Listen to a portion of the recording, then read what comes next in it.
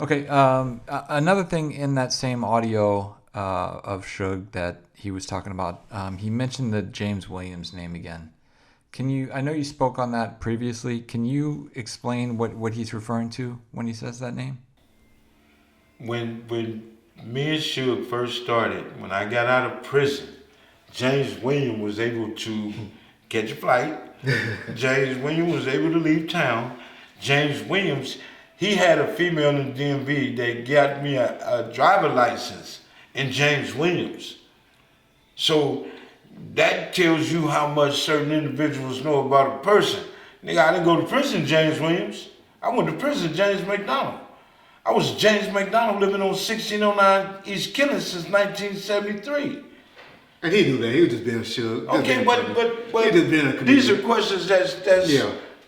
what they say, ludicrous. Yeah. That's ridiculous.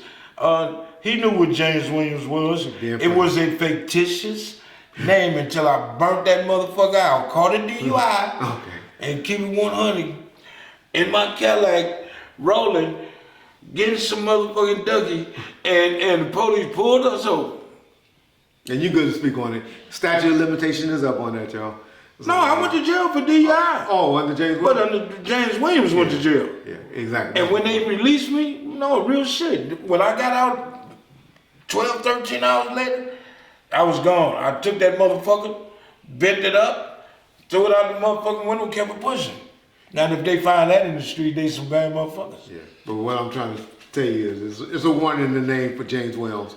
But they can't affect it because the statute of limitations is up, so you ain't got to worry about it. I just saying that to all the little.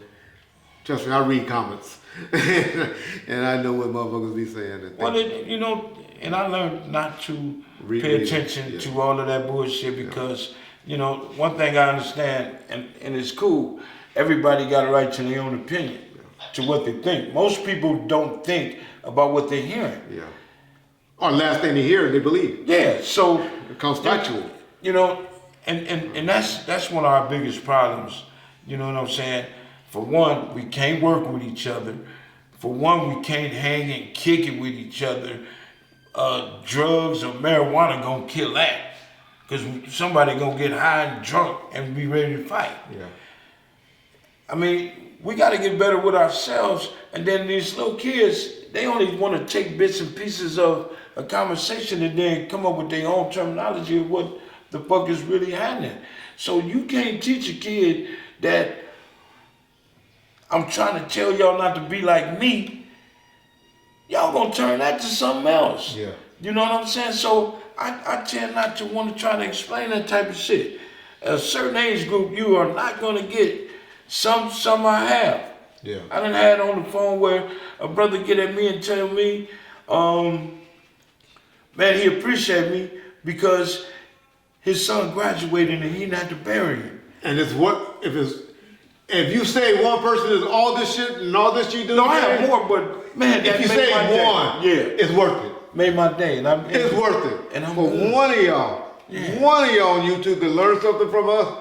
Then all this you old 55, 60-year-old men doing all this talking is worth it. As Jeans alluded to earlier in the episode, God got a plan probably for me, and that's why I'm still here. When they told me to get off life support, then it's worth it to me, y'all. Right. And I know James feel that way too, because he expressed that to me when he was making trips out of his own money to ride across the state in his car to South Carolina to meet with people, meet with kids. To talk to kids. He was the black version, the ghetto version of Make-A-Wish. What they call that program? I don't know what the fuck that is, but I only did it Make-A-Wish program? Yeah. Yeah, you was the black version because, of that. I mean, I had an obligation. I have an obligation. Yeah. I'm not going to let Gangster Chronicles stop me. I'm not going to let no steals, no nothing stop me from where I'm at. Gotcha. I got a kid right now. I got a kid in South Carolina that's like my little brother. Okay. You know what I'm saying? And love me, the whole family love me to death. I think I saw a picture. I've been out there and, that's my joy. Yeah. You know what I'm saying? I'm gonna take Lionel out there. Yeah. You know what I'm saying? Indeed. So they want to meet Lionel so bad. So, I'm good with that. Yeah. You know what I'm saying? It's just this type of shit that I got going on now. I can't let it hinder me, bro. Gotcha. I can't. Keep up the good work, James. Yeah.